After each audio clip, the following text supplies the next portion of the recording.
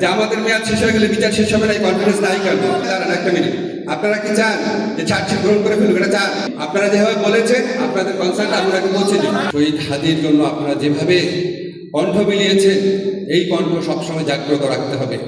আপনাদের অনেক ব্যাপারে প্রশ্ন থাকবে যে চার্জশিট এমন কেন হলো, বিচার হচ্ছে না কেন, আসিফুল স্যারকে আমরা এত ভালোবাসি, আপনি কী করছেন? আপনাদের সব প্রশ্ন উত্তর দেওয়ার জন্য আপনাদের এখান থেকে যে দুইটা ভাই পোস্টার নিয়ে এতক্ষণ দাঁড়ায় আছে কষ্ট করে, আপনারা দুইজন আমার সাথে আসবেন, আরেকজন আসবেন, আমি আপনাদের সকল প্রশ্ন উত্তর দেব। ঠিক আছে? ঠিক আছে? ও এখানে দেখা যায়, তাহলে বলি শোনেন, ভালো করে বলি শোনেন। একটা বিচার কাজ শুরু হয় চার্জশিট দেওয়ার পর।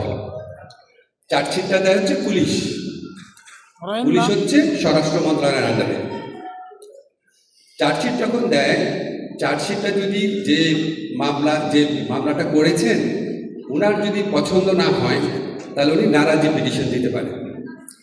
নারাজি পিটিশন দিলে আদালতের উচিত সেই নারাজি পিটিশনকে গ্রহণ করা। কারণ আপনি মামলা করলেন, আপনার তখন মনে হতে পারে যে তদন্ত ঠিক মতো হয় না, আদালত কেন বিচার কাজ শুরু করে দিতে পারে।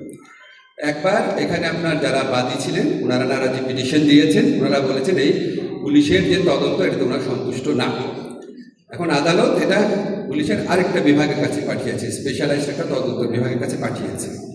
এটা ছাড়া আদালতের কিছু করার নাই, একটাও ত্রুটিপূর্ণ হয়। সেই জন্য আদালতে যা করার ছিল আদালত করেছে।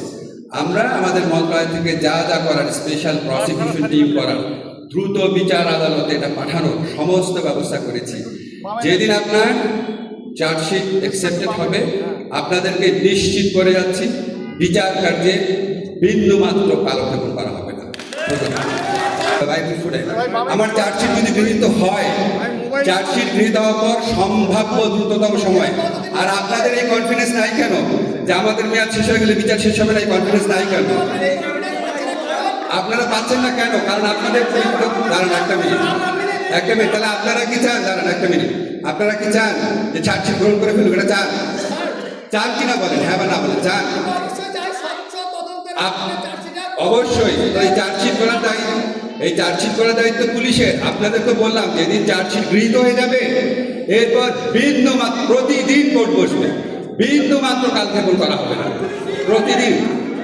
আর এই পুলিশের ব্যাপার দেখার দায়িত্ব যে মন্ত্রণালয়। আপনাদের যে কনসার্ন আছে, আমি কথা দিচ্ছি, আপনারা যেভাবে বলেছেন আপনাদের কনসার্ন আপনাকে পৌঁছে দিন।